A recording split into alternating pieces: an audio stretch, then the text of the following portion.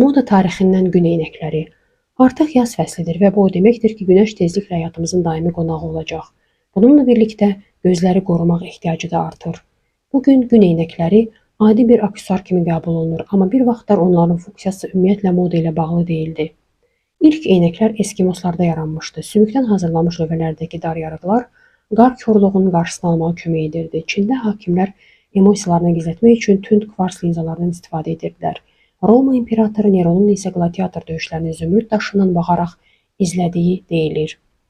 Əsl dönüş nöqtəsi 18-ci əsrdə baş verdi. İngilis optiki James Ayscue görməni yaxşılaşdırmaq üçün tonlanmış linzalı eynəklər yaratdı.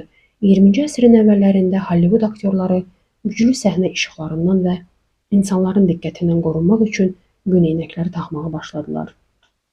Kütləvi populyarlıq isə 1930-cu illərdə gəldi. Bosch və Loeb şirkəti Amerikalı pilotlar üçün aviator modellərini hazırladı və bununla gün eynəklərinin stil aksesuarı kimi dövrü başladı.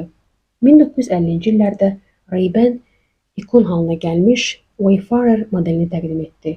60-cı illərdə Jacqueline Kennedy iri tünd linzaları dəbə gətirdi. 90-cı illərdə dar matrix tipli çərçivələr populyar idi. 2000-ci illərdə isə oversize modellər trend oldu. Beləliklə, gün eynəkləri artıq sadəcə günəşdən qorunmaq vasitəsi deyil, həm də stilin və özünü ifadənin vacib hissəsinə çevrilib.